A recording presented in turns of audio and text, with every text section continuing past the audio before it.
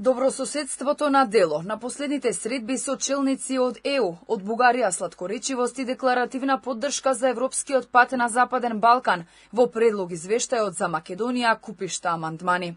Како великденска честитка од вкупно 313 амандмани поднесени на предлог текстот на известувачот за Македонија во Европскиот парламент Томас Вајц, најголемиот дел доаѓаат од бугарски и грчки европратеници. Во предлог извештајот на Вајц јасно стои дека процесот на пристапување на Македонија доживува блокади поради различни неоправдани причини и Европската Унија треба да најде гаранции да нема билатерални прашања после промената на уставот. Македонија треба да ги усвои неспроведените уставни измени во согласно со незините заложби, за да можат веднаш да започнат пристапните преговори. Бугарскиот европратеник Ивајло Валчев, кој доаѓа од тамошната владеачка партија, преку амандман бара да се потенцира дека процесот на пристапување е блокиран поради непријателската реторика на политичкото раководство во Македонија.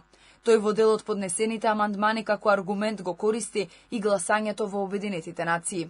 Неодамнешното воздржување на Македонија од резолуцијата ЕС 11.7 на Генералното собрание на Обединетите нации за Украина и незиното конспонзорство на алтернативна резолуција предводена од САД укажува на неочекувана и жална промена во согласувањето на незината надворешна политика.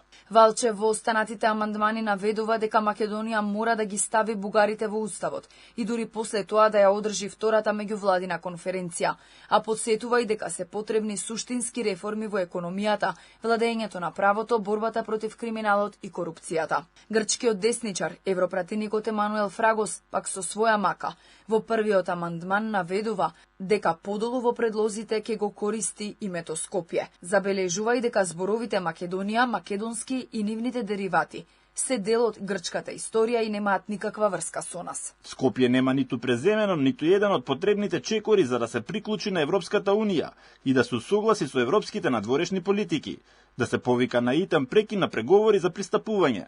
Тврди во ставовите се и француските европратеници од десничарската партија на Марин Ле Пен. Според нив, Европарламентот треба да го запре проширувањето. Цврсто ја отфрла жалбата на Македонија да се приклучи кон ЕУ, како и секое понатамошно проширување на ЕУ, бидејќи земјите кандидати, особено од Западниот Балкан, се уште се далеку од исполнувањето на критериумите за политичка, економска и социјална стабилност. Повеќето од амандманите дообјаснуваат или дополнуваат некои делови од документот, но има и такви со кои во извештајот се вметнуваат нови содржини или оценки. Амандманите на европратениците од Романија, Словачка, Литванија, Естонија се однесуваат повеќе на технички измени во однос на споменувањето на самитот на ЕУ за Западен Балкан од 18 декември 2024 година.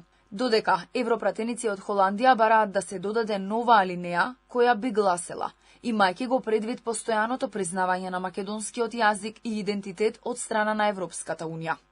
Европарламентот за извештајот и амандманите ќе расправа на 13 мај.